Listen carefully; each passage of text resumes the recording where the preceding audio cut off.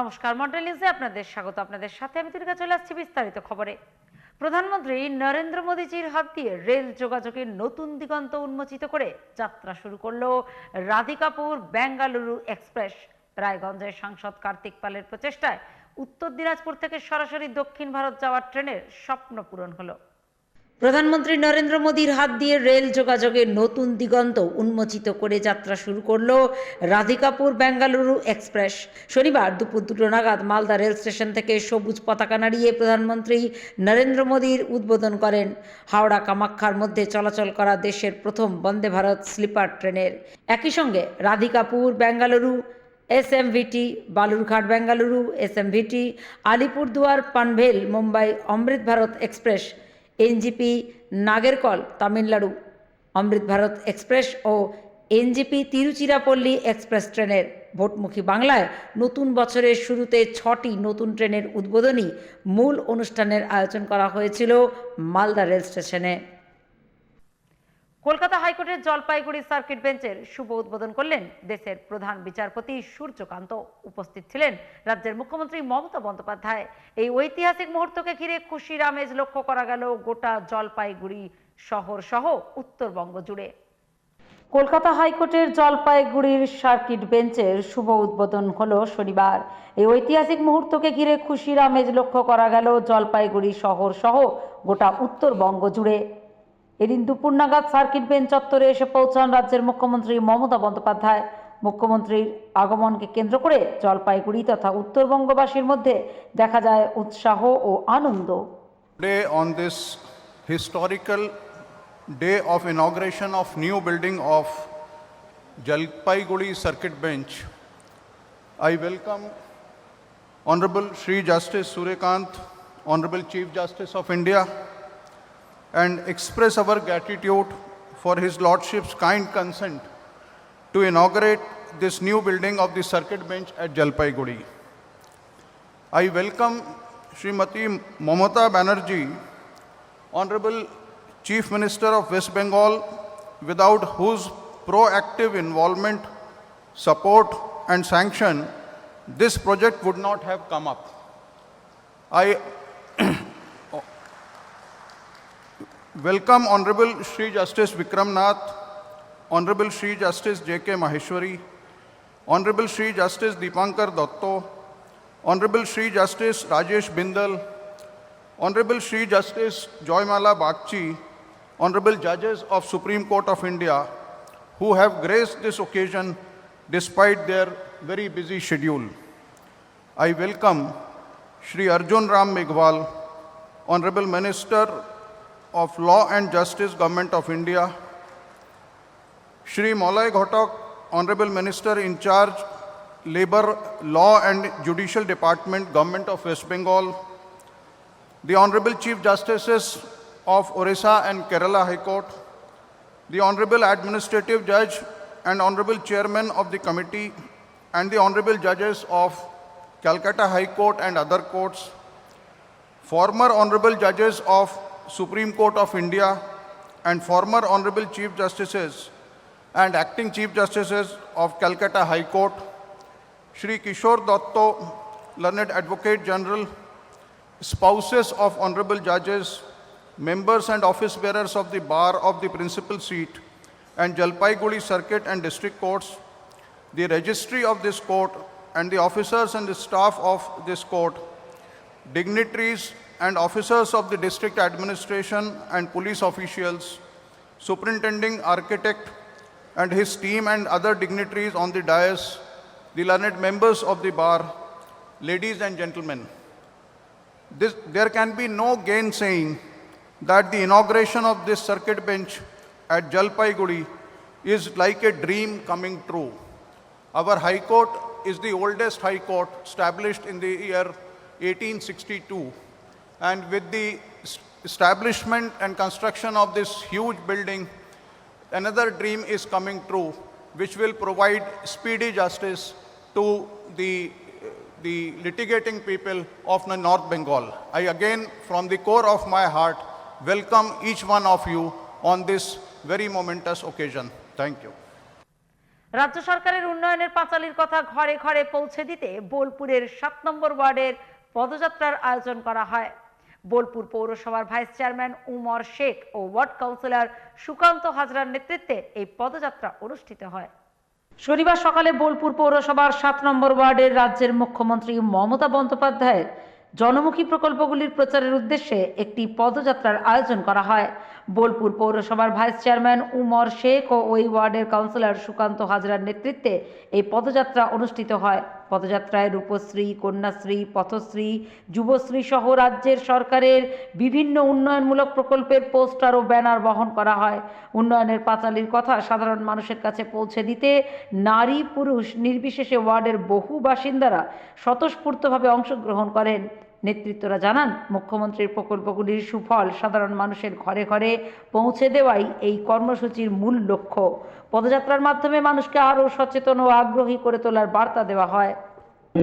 প্রথম কথা হচ্ছে, আপনারা দেখতে পাচ্ছেন সোশ্যাল মিডিয়া এবং মিডিয়ার মাধ্যম দিয়ে আমাদের মাননীয় মুখ্যমন্ত্রী মমতা বন্দ্যোপাধ্যায় এবং সর্বভারতীয় সাধারণ সম্পাদক আমাদের যুব নেতা, যুব আইকন অভিষেক বন্দ্যোপাধ্যায়ের নেতৃত্বে আমাদের সরকার যে 15 বছর যে উন্নয়ন করেছে, সেই উন্নয়নের পাঁচালীর মাধ্যম দিয়ে, মানে উন্নয়নের পাঁচালীর মাধ্যম দিয়ে আমরা 15 বছর যে কর্মকাণ্ড উন্নয়নের যোগ্য যে করেছি সেটা মানুষের কাছে তুলে ধরছি এবং সেটা মানুষের কাছে প্রচার করছি। আমার 3টে ওয়ার্ডের বুথ, 3টে ওয়ার্ডের বুথের মধ্যে আমি 261 নম্বর বুথে আমাদের বেলতলা মনস্থালায় আমাদের পয়েন্টে এখানে করা হচ্ছে। তার সঙ্গে 263 বুথের মনসা মন্দিরে করা হচ্ছে তারাবাইয়ের মধ্যে, এবং আমাদের 262তে আস্থানের কাছে গিয়ে আমরা এইখানে একটা মিটিং আকারে করে যে উন্নয়ন করেছি, যে পশ্চিমবঙ্গ সরকার 15 বছর যে উন্নয়নের পরিধি বাড়িয়েছে, 11 সালে আগে পশ্চিমবঙ্গ কী ছিল সেইটাকে আমরা তুলে ধরছি এবং আমাদের ব্যাপক মানুষ সাড়া দিয়েছেন এবং মানুষ যেভাবে কাতারে কাতারে আমাদের উন্নয়নের পাঁচালীর মতো গানের মাধ্যম দিয়ে মানুষকে বুঝিয়েছেন। এবং এইখানে উপস্থিত ছিল আমাদের ভাইস চেয়ারম্যান অমরদা, ইন্দুজিৎ রায়, তার সঙ্গে আমাদের এক্স ভাইস মোহাম্মদ জাহাঙ্গীর হোসেন, তার সঙ্গে আমাদের বিশিষ্টজন আমাদের ওয়ার্ডে যারা আছেন, ওয়ার্ড কমিটি আছেন এবং সব, এবং খুব ভালো লাগছে উন্নয়নে পাঁচালী শোনার জন্য প্রত্যেকটা ওয়ার্ডের মানুষ দায়িত্ব নিয়ে বেরিয়ে আসছে। হ্যাঁ, ঈশ্বরের কাছে প্রার্থনা করেছি আগামী যে বিধানসভা নির্বাচনে আমরা যেটা আমাদের সাধারণ সম্পাদকের ইচ্ছা পূর্ণ হতে চলেছে, 250টা সিট নিয়ে আমরা বিপুল ভোটে জয়লাভ করতে চলেছি। আমাদের অনুব্রত মণ্ডল এবং মন্ত্রী চন্দ্রনাথ সিনহার আশীর্বাদে আমরা বোলপুরে পুনরায় প্রচুর ভোটে জিততে চলেছি। পশ্চিম মেদিনীপুরের পুলিশ ও প্রশাসনের পক্ষ থেকে আয়োজন করা হয় জেলাব্যাপী কুল ভিত্তিক ফুটবল প্রতিযোগিতার। পশ্চিম মেদিনীপুর জেলা শাসক ও পুলিশ সুপার স্টেডিয়াম পরিদর্শনের পর সিদ্ধান্ত নেন আগামী 27, 28, 29 তারিখ সেমিফাইনাল ও ফাইনাল খেলা অনুষ্ঠিত হবে শালবনী স্টেডিয়ামে। আপনারা জানেন, আমাদের মাননীয় মুখ্যমন্ত্রী ম্যাডামের অনুপ্রেরণায় পুলিশ প্রশাসন সবসময় আমাদের কমিউনিটি পুলিশিং বলে একটা মানে আমাদের একটা মানুষের সঙ্গে জনসংযোগ করার একটা প্রকল্প থাকে। এই কমিউনিটি পুলিশিংয়ের অন্তর্গত আমরা বিভিন্ন সময় বিভিন্ন কাজ করে থাকি, মানুষকে সকলকে সঙ্গে একসঙ্গে করার। হেলথ ক্যাম্প ওর মধ্যে আছে, তারপরে আমাদের চক্ষু ট্রিটমেন্ট আছে, কম্বল বিতরণীর প্রোগ্রামসগুলোও থাকে। এর মধ্যে আমরা যেটা দেখেছি, এখানে খেলাধুলার প্রতি এখানে আমাদের যে রিমোট এরিয়াস, আমাদের যে ছেলেরা আছে, আদিবাসী ছেলেরা, আরও বিভিন্ন ছেলেরা যারা খুব ভালো ফুটবল খেলে, তো মাননীয় মুখ্যমন্ত্রীর অনুপ্রেরণায় ম্যাডামের আমরা কিন্তু একটা জার্মান কাপ বলে একটা ফুটবল টুর্নামেন্ট আয়োজন করা হচ্ছে। আন্ডার 17 বয়েজ এরা এখানে পার্টিসিপেট করছে। স্কিম হচ্ছে এইটা কি, আমরা প্রথমে প্রত্যেকটি সরকারি স্কুল যারা ওখানে যারা পড়াশোনা করে আন্ডার 17 বয়েজ, ওদের মধ্যে টুর্নামেন্ট করিয়ে ফুটবল খেলা, এইটা কিন্তু আমাদের থানা লেভেলে অলরেডি হয়ে গেছে, একটা দুটো থানা বাকি আছে। এই থানা স্তরে খেলার পর আমরা সাব ডিভিশন লেভেলে এটা টুর্নামেন্ট করাবো। আর এইটা আমাদের 22 কিংবা 23 তারিখের মধ্যে এই সাব ডিভিশন লেভেলের খেলাধুলো শেষ হয়ে যাবে।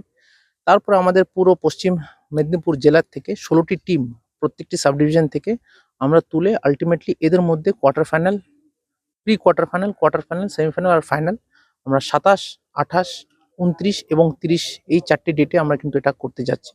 ওটার জন্য আমাদের এই শালবনী স্টেডিয়াম যেটা আছে, আজকে আমাদের মাননীয় ডিএম স্যারও এসছেন। আমরা কিন্তু এখানে এটা ডিসাইড করে আমরা 27, 28, 29, 30 তারিখে আমাদের ডিস্ট্রিক্ট লেভেল আমরা যে এই কাপটা আমরা কিন্তু এই ম্যাচেসগুলো এখানে খেলানো হবে। এরপরে আমাদের যেটা আছে কি এখান থেকে আমাদের দুটো ছেলেদেরকে সিলেক্ট করার ব্যাপার আছে, যারা আমাদের চেষ্টা আছে এখানে বিভিন্ন ইয়ে আছে, ডিপার্টমেন্টস আছে, ওদেরকে জার্মানি ওদের কোচিং এর জন্য পাঠানোর আমরা পরিকল্পনা করছি। স্যার এটা কি কারণ জার্মান এখান থেকে যদি ভালো প্রতিভা বের হয় তাহলে জার্মানের আমাদের যে জার্মান ফেডারেশন অ্যাসোসিয়েশন যারা আছে ফুটবল থেকে, ওদের সঙ্গে আমাদের মানে কথাবার্তা চলছে, ওদের সঙ্গে ওনারাও বলেছেন হ্যাঁ এরা যদি ভালো হয় আমাদের সিলেকশন থাকবে এখানে।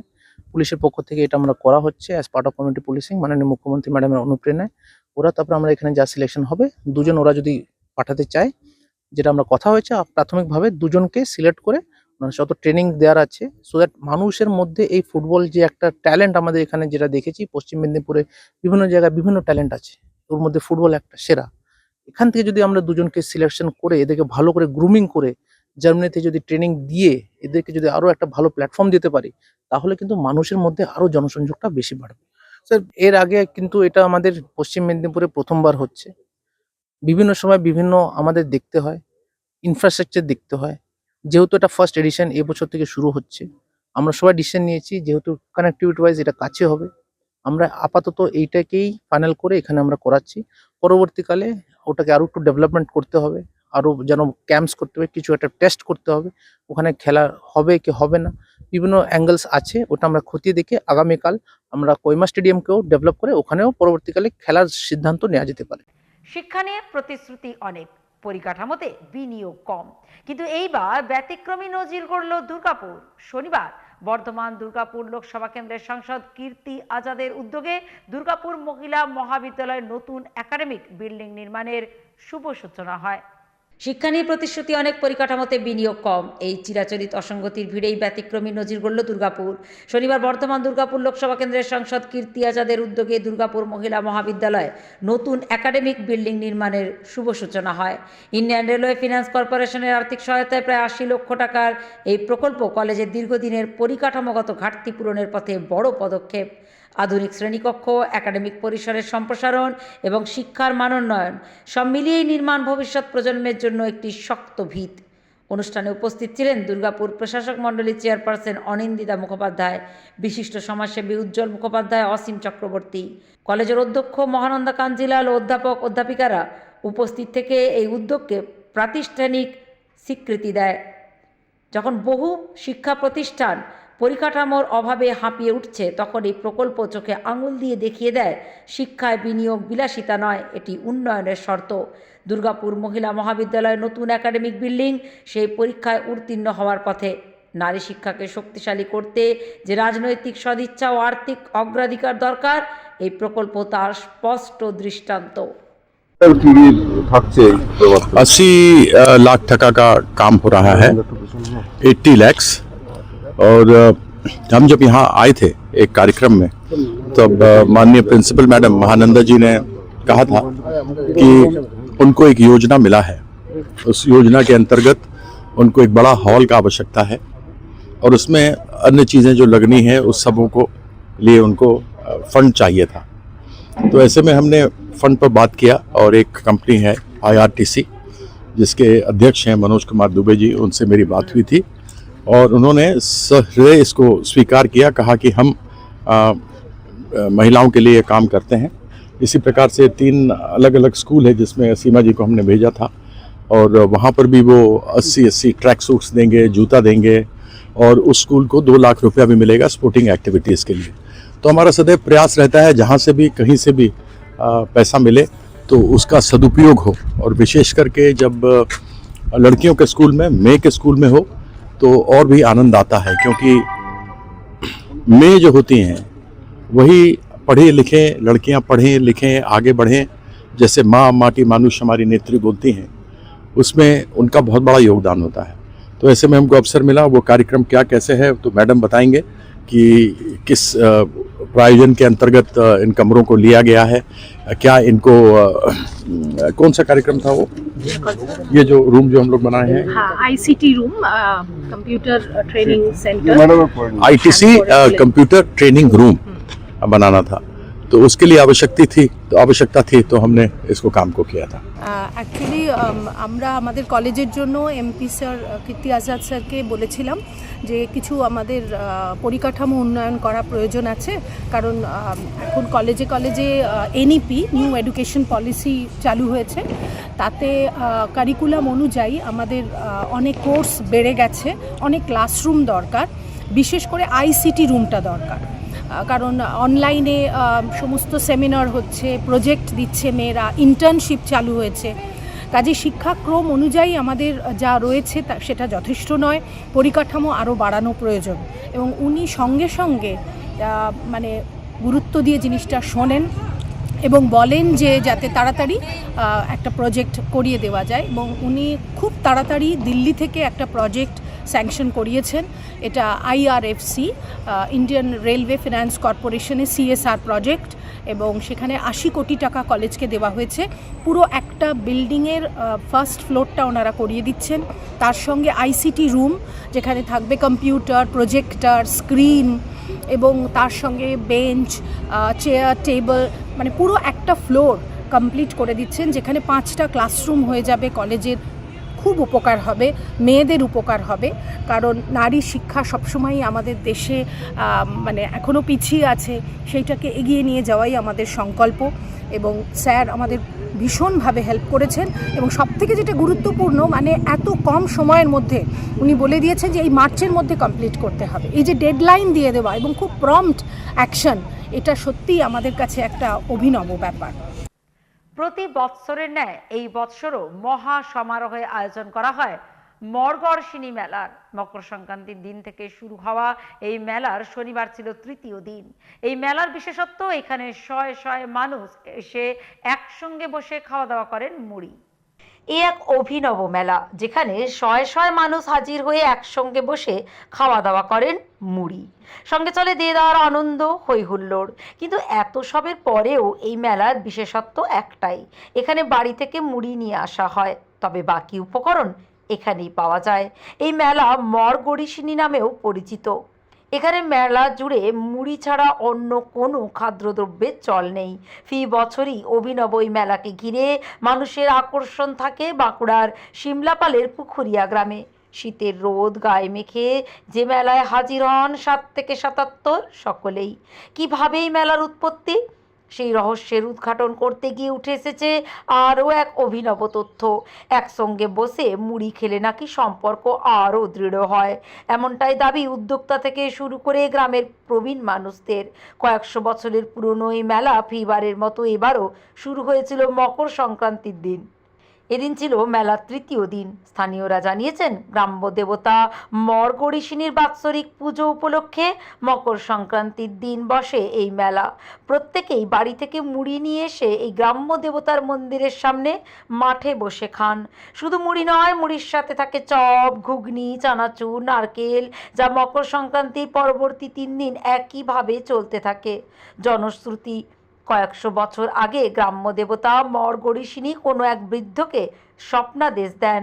তার নির্দেশে এখানে বিশেষ পুজো পাঠ, মেলার আয়োজন ও মুড়ি মেলার সূচনা হয়।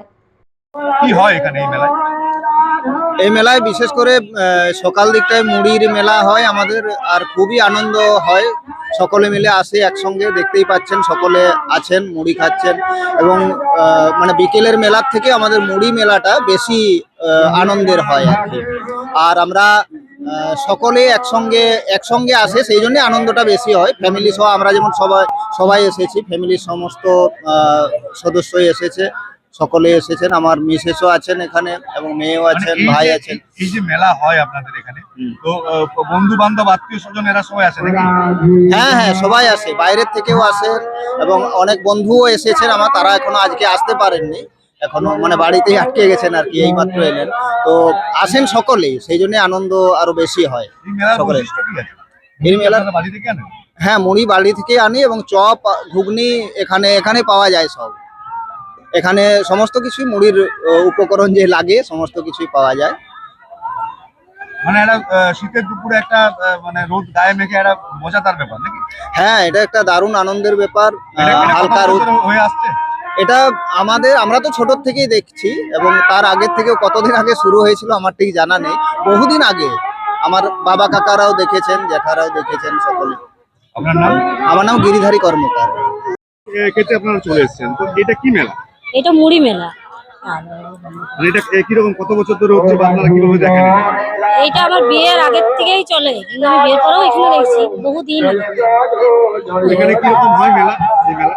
এরকম খুব ভালো হয়, প্রচুর ভিড় হয় মুড়ি খেতে এসে। কখন আসে সবাই? সবাই আসে কখন কখন আসে? সকালে 8টা সাড়ে 8টার থেকে বসে 12টা পর্যন্ত মুড়ি মেলা চলে। মুড়ি কি নিয়ে আসে বাড়িতে?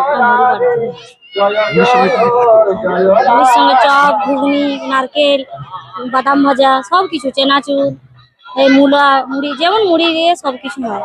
মানে পরিবারের সবাই আসেন নাকি বন্ধু বান্ধবরাও? পরিবারের সবাই আসে, পাশাপাশি বন্ধু বান্ধবরাও আসে? বন্ধু বান্ধব আসে, আমার মানে মেয়ের বান্ধবী, সবাই মিলে বেশ ফ্যামিলি নিয়ে আসে। এই আত্মীয় স্বজনও আসে তো?